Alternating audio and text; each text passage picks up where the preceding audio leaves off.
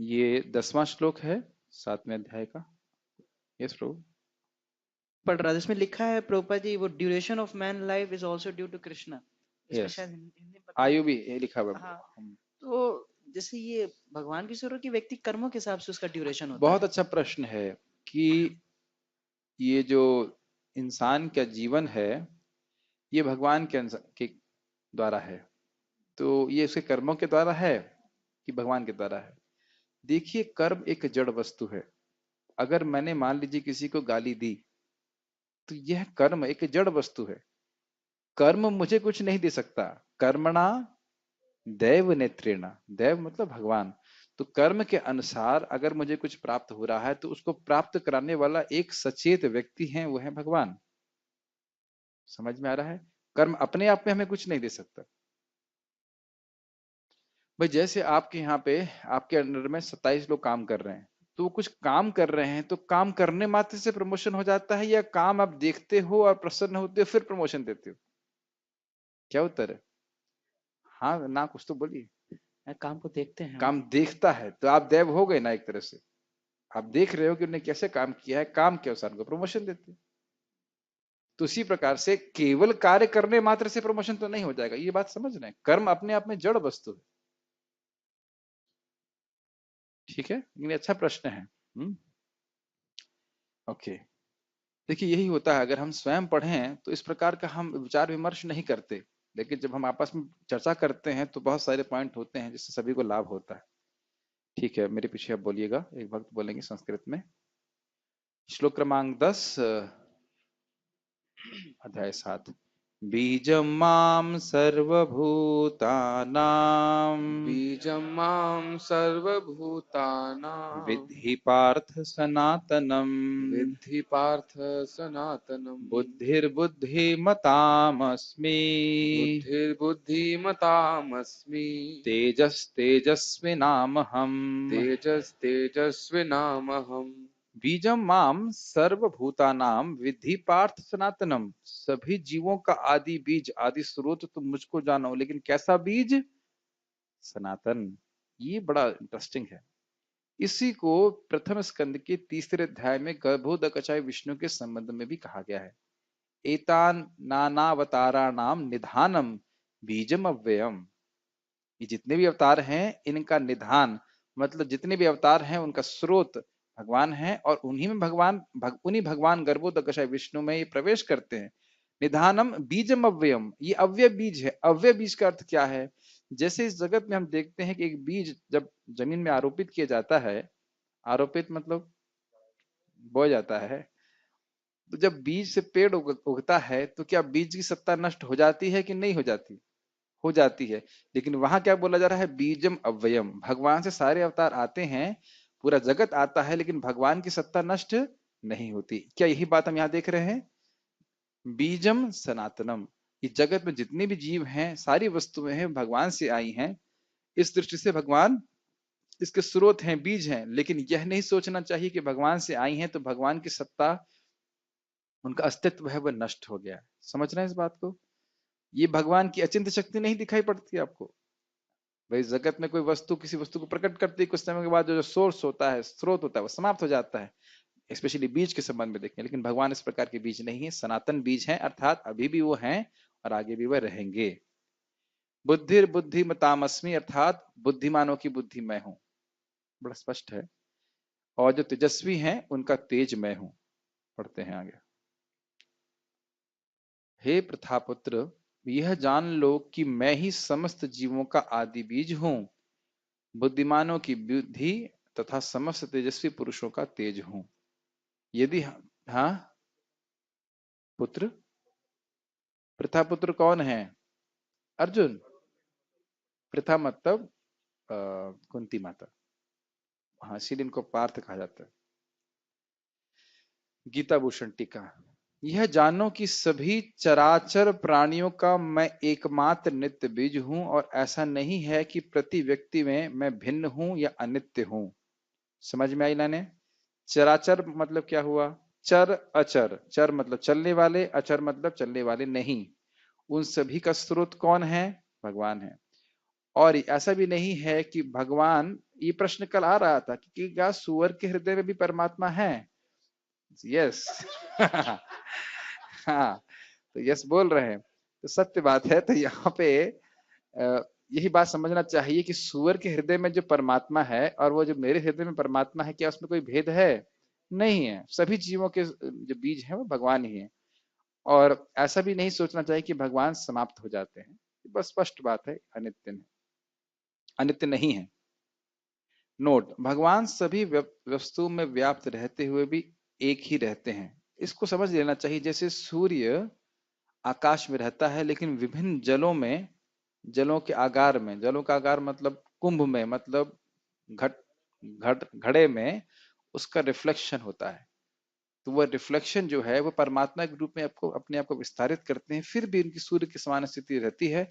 आप ये नहीं कह सकते जो विभिन्न विभिन्न प्रतिबिंब दिख रहे हैं वह अलग दिख रहे हैं। जैसे महाराज समझा रहे थे कि जैसे प्राइम मिनिस्टर इस समय स्पीच दे रहे हैं, तो विभिन्न टेलीविजनों में प्राइम मिनिस्टर की तो फोटो दिखाई पड़ती है कि नहीं?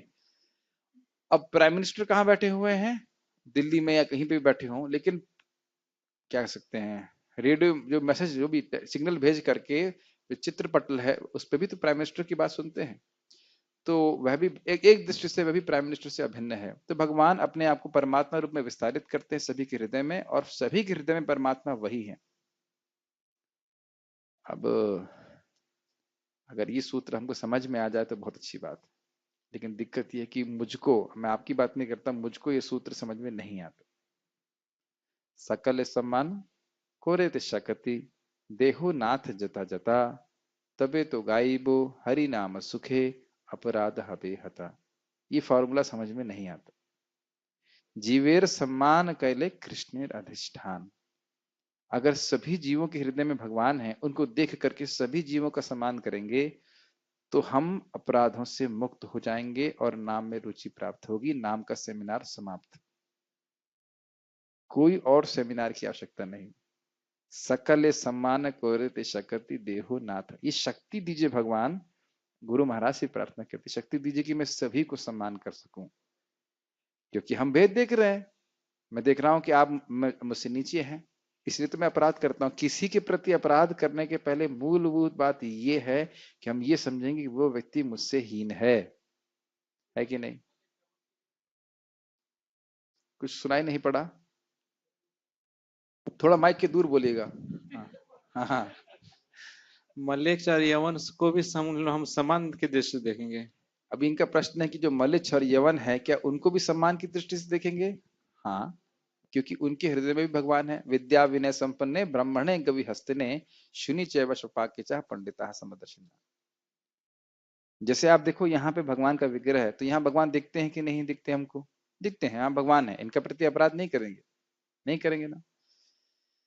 हाँ, लेकिन कम से कम यहाँ से शुरू करें। भगवान जब मंदिर में दिखते हैं, कम से कम वहां से शुरू करें, फिर धीरे धीरे करके सबके हृदय में देख पाए और सम्मान कर सकें, तब हमारे अपराध नष्ट होंगे। ये इम्पॉसिबल लगता है, ऐसा इम्पॉसिबल होता तो भगवान फिर बोलते ही क्यों? भक्ति करते करते फिर हम धीरे धीरे प्रगति करते हुए समझते हैं। जैसे इसको प्रैक्टिकल लेवल में कहा जाए, कम से कम मध्यम लेवल पे हमें आना चाहिए, जहां हम भगवान से प्रेम करें, भक्तों से मैत्री करें। जो लोग मासूम हैं उनको हम प्रेम प्रचार करें, और जो द्वेषी हैं उनसे द्वेष न करें, उनकी उपेक्षा करें। तो इस प्रकार से हम द्वेष से मुक्त हो रहे हैं। ये बात आप समझ पा रहे हो कि नहीं समझ पा रहे हो?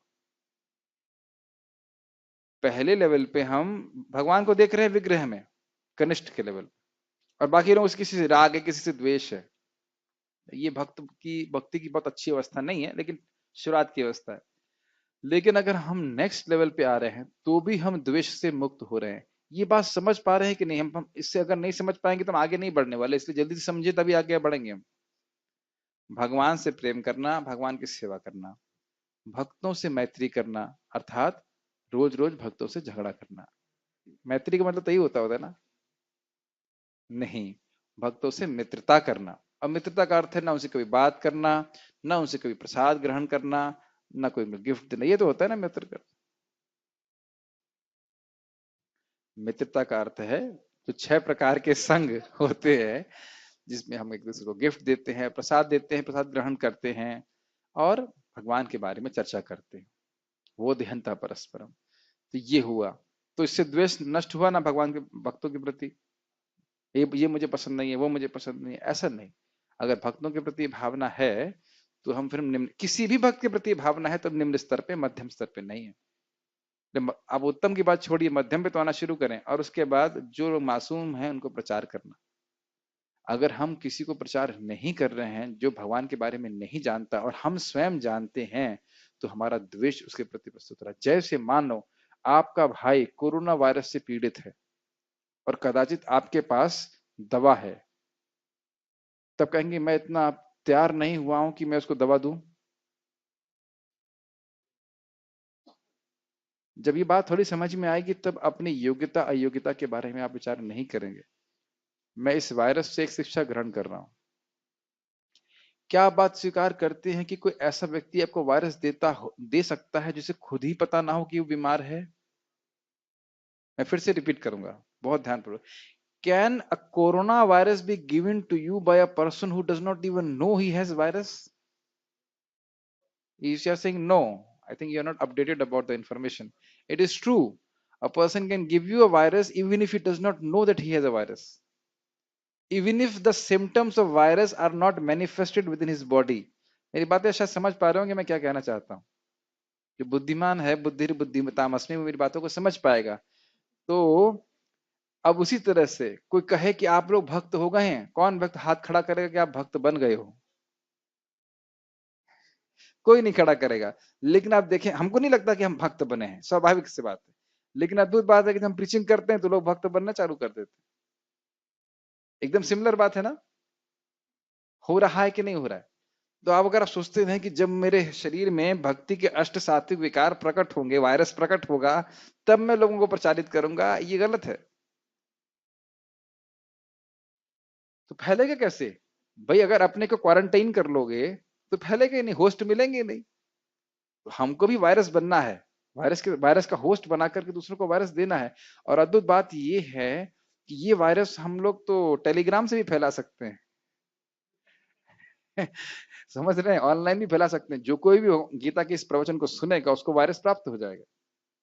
वायरस मतलब कृष्ण भक्ति का वायरस, ये इतना है। और अगर साक्षात बता सके तो और भी अच्छी बात है। तो मैं खाली ये बोल रहा हूं कि अगर हम प्रचार नहीं कर रहे हैं तो यह द्वेष प्रकट हो रहा है, या प्रचार में सहायता नहीं कर रहे हैं। जैसे आप लोग भले इस समय प्रचार नहीं कर रहे हैं, यहाँ बैठ के चर्चा कर रहे हैं, तो मुझे भी क्लास देने का प्रोत्साहन मिलता है। फिर इसको हम रिकॉर्ड करते हैं, कोई वक्त सुनते हैं। अब किसको फायदा होगा हम नहीं जानते, लेकिन फायदा होगा जरूर, क्योंकि हम देख रहे हैं कि ग्रुप में लोग जुड़ रहे हैं और लोग इन्फेक्ट हो रहे हैं और दूसरों को इन्फेक्ट कर रहे हैं, और धीरे धीरे वायरस बढ़ रहा है। तो या तो हम प्रचार में करें, लेकिन हमेशा मैं फिर से बोल रहा हूं, बहुत सारे ब्राह्मणों की आवश्यकता है जो इस ज्ञान को समझें और दूसरों को बताएं। ये हमें अपने पर लेना पड़ेगा इस टास्क को।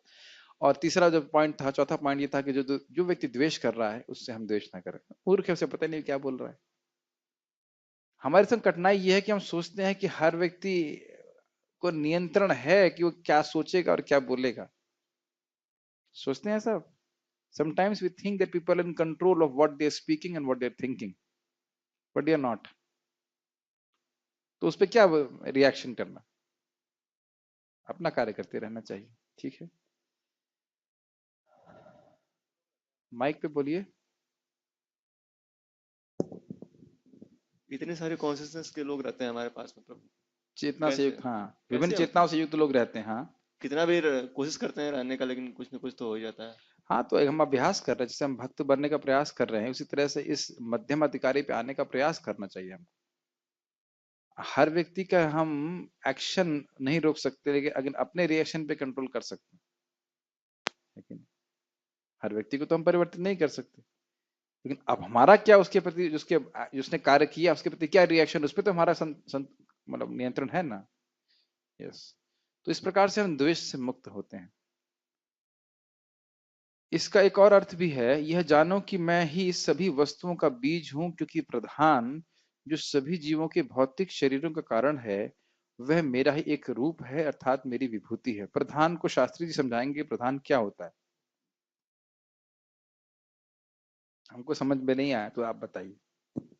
प्रधान सबसे पहली इकाई है, मतलब भौतिक जो मटेरियल नेचर है, थ्री उसी से प्रधान से ही पूरा वो प्रधान पहले, फिर महातत्व बनता है, महातत्व ही सूत्रीकरण, फिर ऐसे करके उसी का ट्रांसफॉर्मेशन के रूप में ये पूरे पंच महाभूत मन बुद्धि अहंकार सब कुछ है। आप ऐसे समझा रहे हैं जैसे सबको लोगों को पहले से पता है। आप ऐसे समझाइए कि लोगों को कुछ नहीं पता, और वाकई इन लोगों को कुछ नहीं पता है। तो प्रधान का अर्थ क्या है आप बताइए। माया है, हाँ। माया के तीन पार्ट है, विद्या अविद्या और प्रधान। गुड। तो जो प्रधान है उससे ये पूरा घटपट बना है। घटपट मतलब जो दृश्य और अदृश्य चीजें हैं। जो दिखाई पड़ रहा है और जो नहीं दिखाई पड़ रहा है वो किस वस्तु से बना है? सीधे शब्दों में कहे, वह प्रधान से बना प्रधान है। से बना है। वो सारी वस्तुएं इस जगत में जो भी वस्तु आती हैं वे प्रधान से बनी है। समझ में आया? तो उस दृष्टि से प्रधान इस जगत का बीज है। समझ में आया? तो और वो प्रधान किसकी शक्ति है? भगवान की और विभूति है। सबसे में मुख्य बात ये थ्री मोड्स का समयावस्था है। मतलब प्रधान में रजोगुण, तमोगुण और सतोगुण 1:1:1 एक क्या बोलेंगे समय मतलब मतलब एक बराबर अवस्था में रहते हैं, बैलेंस्ड, साम्य अवस्था में रहते हैं। उसमें कोई होड़ नहीं होता है, कोई होड़ नहीं होती वृद्धि है और का। उस कारण से सृष्टि नहीं होती है। और महतत्व प्रधान में क्या अंतर है? महातत्व में अब काल तत्व आ गया है, उसके कारण महातत्व में सतोगुण की एक्चुअली प्रधानता हो जाती है। हाँ, और उसके बाद क्रमशः तमोगुण रजोगुण उत्पन्न होते हैं, फिर सृष्टि होती है। इतना इतना समझ लो बहुत हो, इतना समझ लो बहुत। अच्छा काम, ठीक।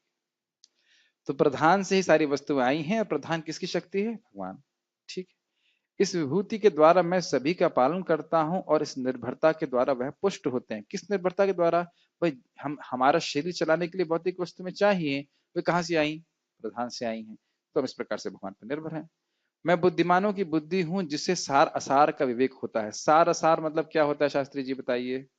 सार असार सत्य जो भगवान के भक्त और भगवान की शक्तियां जो भगवान से संबंधित देखते हैं वो सत्य है, और जो वस्तु भगवान से संबंधित नहीं देख रहे हैं वो असत्य है। हाँ ये बात है। और सार मतलब सार वस्तु क्या है? भाई मैं हूँ, भगवान है, भगवान की भक्ति सार वस्तु है। और बाकी दुनिया के भोग असार है, इनमें कुछ है नहीं, उसको असार कहते हैं। ठीक। इसका विवेक होना चाहिए। ठीक।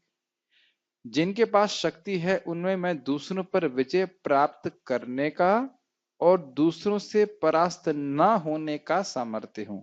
ये तेजस्वी नाम हम का अर्थ है। आपने सुना होगा शौर्य और तेज ये क्षत्रियों का गुण होता है ना? तो दो गुण है तेज में, एक दूसरों में विजय प्राप्त करने की शक्ति और दूसरे से ना हारने की शक्ति। इसको तेज कहा जाता है। ये तेज कहाँ से आ रहा है? भगवान से। जैसे आप जानते हो प्रहलाद से हिरण्यकशिपु ने पूछा कि ये शक्ति कहाँ से आ रही है, तुम मुझसे डर नहीं रहे हो? फिर कह रहे जहां से आपकी शक्ति आ रही है वहां से मेरी शक्ति आ रही है। तात्पर्य पढ़िए। शास्त्री जी पढ़ना चाहेंगे? कृष्ण समस्त पदार्थों के बीज हैं। कई प्रकार के चर तथा अचर जीव हैं। पक्षी, पशु, मनुष्य तथा अन्य सजीव प्राणी चर हैं। पेड़ पौधे अचर हैं, वे चल नहीं सकते, केवल खड़े रहते हैं। प्रत्येक जीव 84 लाख योनियों के अंतर्गत है, जिनमें से कुछ चर हैं, चार नहीं होना चाहिए, चर हैं और कुछ अचर हैं। हाँ। जिनमें से कुछ चर हैं और कुछ अचर, किंतु इस सब के जीवन के बीज स्वरूप श्री कृष्ण है। जैसे कि वैदिक साहित्य में कहा गया है, ब्रह्म या परम सत्य वह है जिससे प्रत्येक वस्तु उद्भूत है। ईश्वर और परम सत्य में क्या अंतर है? ईश्वर का अर्थ होता है कंट्रोलर, नियंत्रक। परम सत्य का मतलब होता है जो उनसे ऊपर कोई नहीं है और उन्हीं से सभी चीज आई है। और उसका मतलब तो ईश्वर भी तो सब कुछ का स्रोत हो सकता है। ईश्वर परम ईश्वर भगवान कृष्ण है। हाँ। छोटे छोटे ईश्वर और कोई भी हो सकता है हाँ, उनके अंदर। जो गॉड शब्द प्रभुपाद समझाते हैं, गॉड मतलब होता है कंट्रोलर, ईश्वर। लेकिन ईश्वर कोई है इसका अर्थ ये नहीं है कि वह वस्तु जो इनको वह नियंत्रित कर रहा है वह उसी से आई हो। जैसे मैं इस हारमोनियम को नियंत्रित कर सकता हूँ, इस लैपटॉप को भी कुछ मात्रा में नियंत्रित कर सकता हूँ, लेकिन इसका अर्थ यह नहीं है कि जो लैपटॉप है यह मेरे से आया है। क्या ऐसा इसका अर्थ है? लेकिन भगवान न सिर्फ नियंता हैं अपितु सारी जगत की वस्तुएं भी उन्हीं से आई हैं, इसलिए उनको परम सत्य कहते हैं। इस बात को व्याख्या सुंदर माधव प्रभु करेंगे कि परम सत्य क्या है और ईश्वर क्या है, दोनों के भेद को बताएंगे। ये बात कठिन है, लोगों को समझ में नहीं आती, देखते समझ में आया कि नहीं आया। यस, ईश्वर का अर्थ क्या है? ईश्वर बहुत सारे हो सकते हैं, छोटे छोटे, जो कंट्रोलर है, नियंता। कंट्रोलर है, ठीक। और परम सत्य का अर्थ क्या है? नहीं पता, ध्यान में चला गया था, इसीलिए मैंने पूछा आपसे। किसी को समझ में आया? कुणाल प्रभु को समझ में आया परम सत्य का अर्थ? यस, ऑन कीजिए। परम सत्य का अर्थ जिनसे सब कुछ आया है। यस, जन्मादि अस्य यतः, यह जिज्ञासा, और ये जिज्ञासा करनी चाहिए। मानव जीवन इसी के लिए है कि हम जिज्ञासा करें कि वस्तुएं आई कहां से हैं, किसने इसको व्यवस्था करके रखा है। ये नहीं कि हम पशु की तरह केवल खाते रहें, ये सोते रहें, बच्चे पैदा करते हैं, अपनी रक्षा करते रहें। देखिए बात आप लोग कई बार सुन चुके हैं, लेकिन जरा विचार कीजिए कि इस समय भारत में या पूरे विश्व में या सामान्यतः सभी लोग क्या केवल इन पाशविक वृत्तियों में ही नहीं लगे हुए हैं? कभी वो सोचते हैं कि ये बीमारी आई कहां से? उस तरह से नहीं कि चाइना से और वहां से। क्यों इसका निर्माण हो रहा है, कौन दे रहा है, इसके पीछे कौन है, ये नहीं सोच पाते। नहीं सोच पाते ना। ये जगत को देख रहे हैं, सुंदर सुंदर सृष्टि देख रहे हैं, लेकिन ये कभी सोचते नहीं कि सुंदर झरनों का या और पर्वतों का निर्माण किसने किया है। तो ये जिज्ञासा इंसान ही कर सकता है, इंसान को करना चाहिए। मुझे तो यह भी संशय है कि क्या देवता भी इस बात की जिज्ञासा करते हैं। मुझे संशय है कि करते हैं कि नहीं करते, ये भोग में ही पड़े रहते हैं, कुछ कह नहीं सकते। और एक बात तो बड़ी आश्चर्य की लगती है कि जब अश्विनी कुमारों को दधीची महाराज, दधीची ऋषि ये ब्रह्म विद्या दे रहे थे, तब उनको द्वेष हुआ कि ब्रह्म विद्या को आप क्यों दे रहे हैं। इंद्र को द्वेष हुआ। मुझे ये समझ में नहीं आता इससे क्या दिक्कत थी उनको। इसका कुछ का उत्तर नहीं दिया, लेकिन इससे क्या दिक्कत थी कि अगर अश्विनी कुमारों को ब्रह्म विद्या मिल जाएगी तो क्या दिक्कत है। तो ये ज्ञान बहुत गुही है, भले ही हमको बहुत आसान लगता है, लेकिन ज्ञान क्या गुही नहीं है। ये पता है हमको चंद्रमा की रोशनी कहाँ से आ रही है, देख के मालूम कर लेंगे हम? नहीं कर सकते। तो ये भगवान से आ रही है, ये बहुत बड़ा रहस्य है, और भगवान सबका पालन कर रहे हैं, ये बहुत बड़ा रहस्य है। इसीलिए तो भगवान कहते हैं ये बहुत गुह्य ज्ञान है, पढ़िएगा। यस प्रभु, माइक पे बोलिए, ऑन तो कीजिए। हाँ, जो भी आपने तात्पर्य दिया दधीची ऋषि के बारे में, तो हम लोग भी बहुत सारे भागवत कथा सुन रहे हैं, ब्रह्म भगवान के बारे में जान रहे हैं, तो क्या कोई ना कोई देवता तो हमसे जरूर ऐसे कर नहीं, रहा है। मैं नहीं कह सकता कि देवता जलते होंगे, मैं नहीं कह सकता, लेकिन उस परिस्थिति में ब्रह्म विद्या को प्राप्त कर रहे थे और उन्हें आके मना किया, ये मुझे समझ में नहीं आता सर क्यों करते। ये बात भी मैंने सुनी है और पढ़ा भी है कि जब कोई भगवान के धाम जाना चाहता है तो देवता ईर्षा करते हैं। ध्रुव महाराज के प्रसंग में वो ऐसे बोलते हैं, मेरी मति घुमा दी और भौतिक विषयों को मांगने के लिए भगवान के प्रति उन्मुख कर दिया। ठीक है, पढ़िए। कौन पढ़ रहे थे? यस, हाँ कुछ पूछ रहे थे। चंद्रमा की रोशनी तो सूर्य से आती है ना, रिफ्लेक्शन। अब ठीक है, आप साइंटिस्ट की बात मानेंगे कि भगवत गीता की बात मानेंगे? हम भगवत गीता की मान। तो बस ठीक है, मान लीजिए किसकी रोशनी कहाँ से आती। देखिए, चंद्रमा की रोशनी सूर्य से आती, ये भी आप जानते नहीं हो, खाली साइंटिस्ट की बात मानते हो, और स्पेकुलेशन है। ठीक है। कृष्ण परब्रह्म या परमात्मा है। ब्रह्म तो निर्विशेष है, किंतु परब्रह्म साकार है। निर्विशेष ब्रह्म साकार रूप में आधारित है, यह भगवत गीता में कहा गया है। क्या कहा गया है भगवत गीता में? ब्रह्मणो ही प्रतिष्ठा। हम बार बार मैं बोलता रहता हूं ताकि आप लोगों की जो बुद्धि है वो शार्प रहे, जिनको वो श्लोक याद रहता है वो याद आता रहे, जीभ पे आता रहे। ब्रह्मणो ही प्रतिष्ठा, आगे अमृतस्य अव्ययस्य च शाश्वतस्य धर्मस्य एकांतस्य, ऐसे करके श्लोक है च।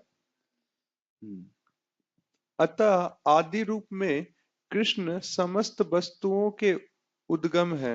एक बात आपको लगती हो कि बात बार बार क्यों बोल रहे हैं? क्योंकि ऐसे भी मूर्ख हैं जो कहेंगे गीता शिव बाबा ने बोली थी, और 2-4 बार बोल देने के बाद उनके चेले विश्वास भी कर लेते हैं कि शिव बाबा ने बोली थी।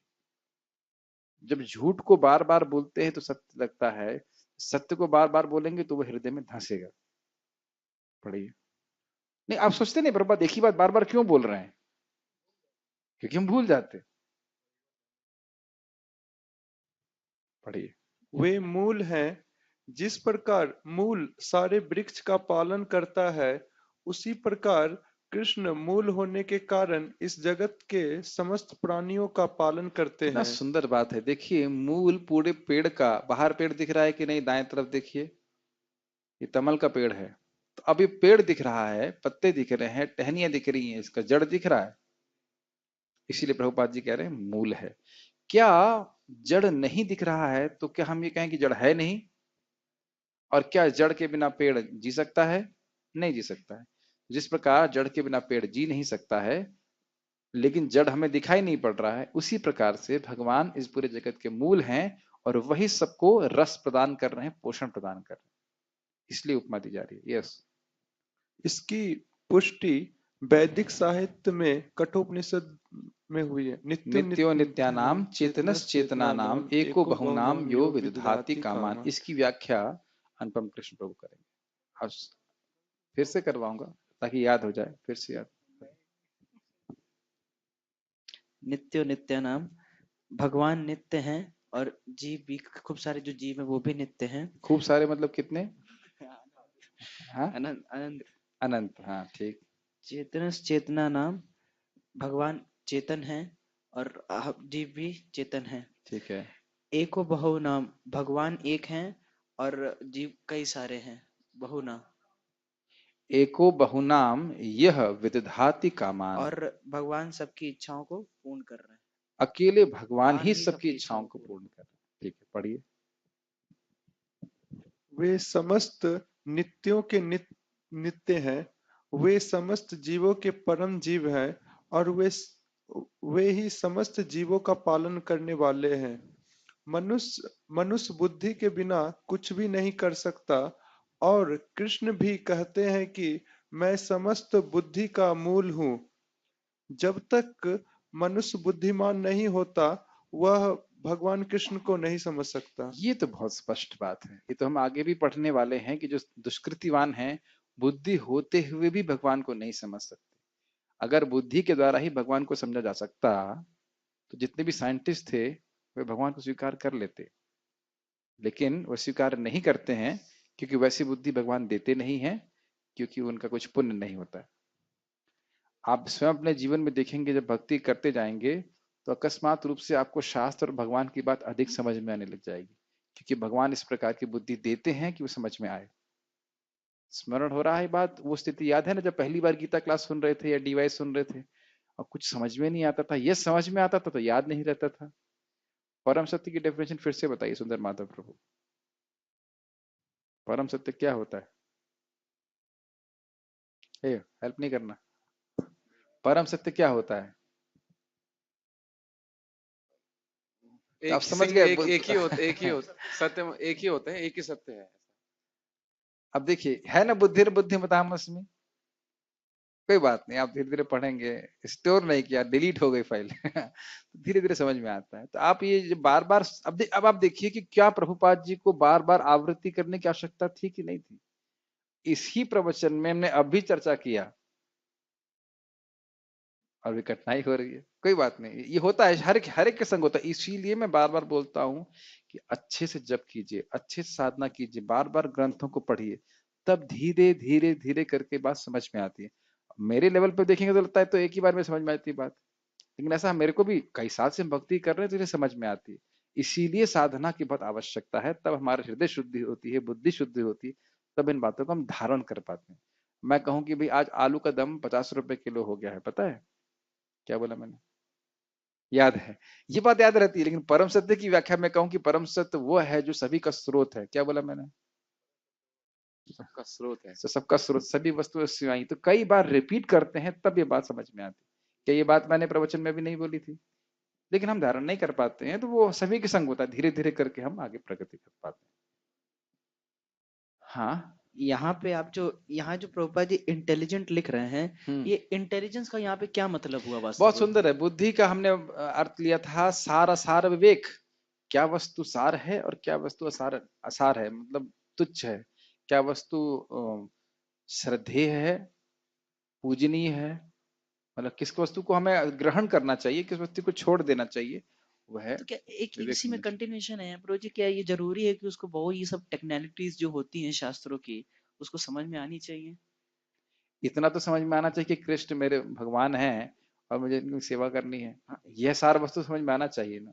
जैसे कोई जैसे माता जी लोग होती हैं कुछ जो ज्यादा पढ़ी लिखी नहीं होती हाँ, हैं तो उनको ये समझ में तो आ जाए कि कृष्ण भगवान है। देखिए, माता जी को समझ में ना आए लेकिन प्रभु जी को समझ में आना चाहिए, क्योंकि प्रभु जी और माता जी का स्वभाव अलग है। माता जी जैसे को खाना बनाना आता है, प्रभु जी को खाना बनाना भी नहीं आता।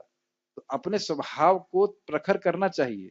जो चक्कू हमारे पास है वो तेज होना चाहिए।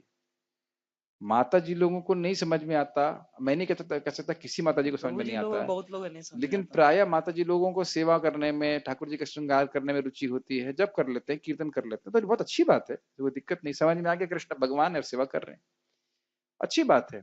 लेकिन प्रभु जी लोगों का स्वभाव होता है, दार्शनिक चिंतन करने का स्वभाव होता ही है, तो उस स्वभाव को छोड़ देना यह तो उचित नहीं है। देखिए, सिंपल सी बात है, जितना हम भगवान के महानता को समझते हैं उतना ही भगवान का आश्रय लेने की, भगवान की सेवा करने की इच्छा बढ़ती है।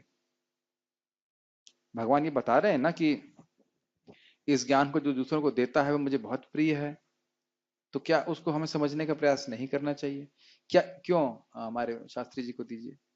क्यों भाई, जब आप आईआईटी की तैयारी कर रहे थे तो जो केमिस्ट्री के जो क्वेश्चन आते थे तो थोड़े कठिन होते, इनको छोड़ देते थे कि आप सोचते थे कि नहीं, इसको तो सीख ही लूं, हो सकता है आईआईटी एग्जाम में आ जाए? क्या करते थे आप, जरा अपना अनुभव बताइए। अच्छे से बनाता था, नहीं मतलब 2-3 बार बनाता था कि यस, फास्ट एकदम वे में उस टाइम भी सॉल्व कर हाँ, दूं। हम लोग सामान्य भाषा में कहेंगे माथा मारते थे हम लोग। माथा मारना समझते हैं कि क्यों नहीं समझ में आ रहा, अगर यही एग्जाम में आ गया तो ये मेरी रैंक पे प्रभाव डाल देगा, ये तो करते थे ना। तो उसी प्रकार से ऐसा नहीं है कि कोई तत्व समझ में नहीं आया भगवत गीता भागवत का तो उसे छोड़ दें। अभी तो वृंदावन चंद्र महाराज बड़ा अच्छा बात बोलते, कहते हैं अगर इसमें माथा मारेंगे तो माया में माथा नहीं मारेंगे। अगर जिज्ञासा ये रहेगी कि भई ये क्या बोला गया, आज क्लास में क्या बोला गया, इस पे विचार करें, तो हम इस जगत की वस्तुओं के प्रति जिज्ञासा नहीं करने वाले, और जिज्ञासा हमारी कभी बंद नहीं होती है। ये कितने लोग समझ पा रहे हैं इस बात को? हमेशा हमारे मन में जिज्ञासा रहती है, आज क्या है, वो क्या है। प्रभुपाद जी इसको बोलते ही हैं, बिना जिज्ञासा किए हम जिंदगी में नहीं जी सकते। जी सकते हैं, सुबह उठते ही जिज्ञासा होती है, क्या टाइम हुआ?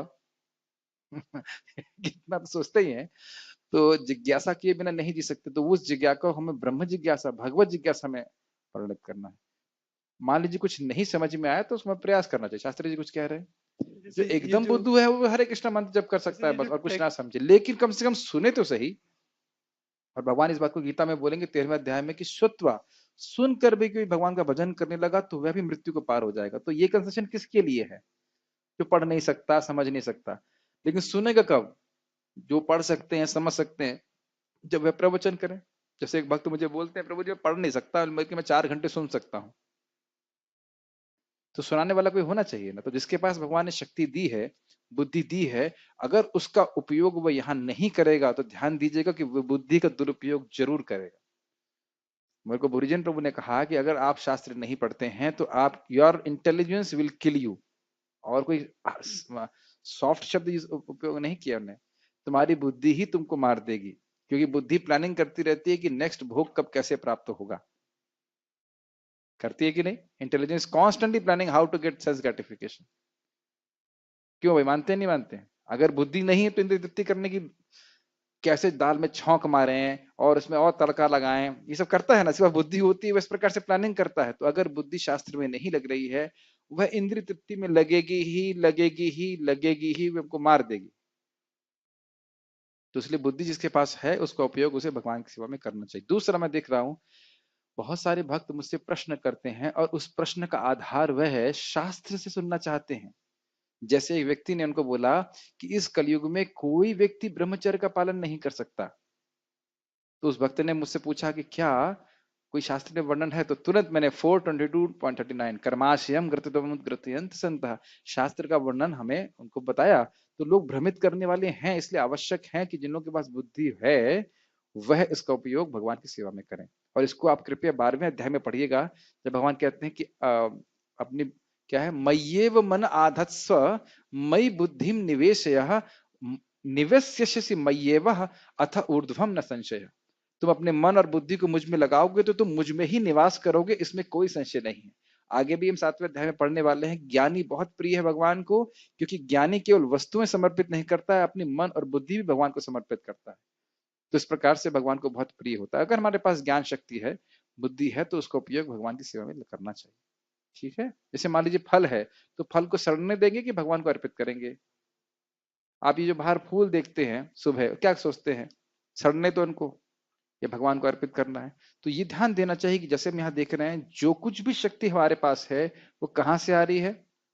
भगवान से आ रही। वाणी की शक्ति, बुद्धि की शक्ति क्या है? प्राणेर अर्थेर धिया वाचा श्रेय आचरणम सदा। जो कुछ भी भगवान ने आपको दिया है वो दूसरों के कल्याण के लिए होना चाहिए।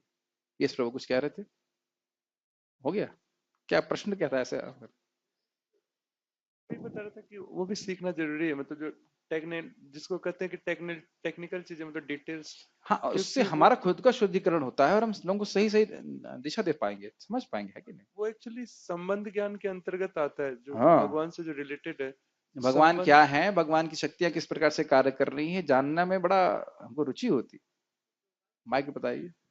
प्रभुपाद जी अपने ही 9वें अध्याय के तात्पर्य भगवत गीता के में इस चीज को लिखते भी हैं कि ये वेद का है, आचार्यवान पुरुषो वेदः, कि मतलब से अगर भक्तों आचार्यों के संग में रहते हैं तो हालांकि व्यक्ति एजुकेटेड ना भी हो, फिर भी सारा जो ज्ञान जो साक्षात के लिए जरूरी है वो सब हृदय में स्फुरित हो जाता है। बिल्कुल। तो कोई किसी को आचार्य तो होना पड़ेगा ना। हाँ, ये बात। अगर सारे ही लोग मूर्ख हो जाएंगे तो आचार्यवान को होगा कौन? Does it make sense? जो मूर्ख है, जो पढ़ना लिखना नहीं जानता, वह ना पढ़े, ठीक है, लेकिन जो पढ़ना लिखना जानता है वह ना पढ़े तो वह तो गलत है ना। यही बात है कि हर व्यक्ति को भगवान ने एक प्रकार से योग्यता नहीं दी है, भिन्न भिन्न योग्यताएं दी हैं। अगर योग्यता दी है तो वो आपकी खुद की नहीं है, भगवान की कृपा से आई, उसको उपयोग भगवान की सेवा में करना चाहिए। ये दंते, मैं इस बात को क्यों जोर दे रहा हूं कि कुछ लोग इस बात को लेकर के शास्त्र ना पढ़ने की प्रेरणा लोगों को देते हैं। और क्यों देते हैं पता है? ताकि आप उनको कंट्रोल कर सकें। अंधा यथांधे रूपनीमा, अंधे रहें, वो नष्ट दृष्टि रहें, क्या सेवा है क्या सेवा नहीं है ये ज्ञान उनको ना रहे, आप बड़ी आसानी से लोगों को कंट्रोल कर सकते हो। ये बात मेरी पास समझ में आती है।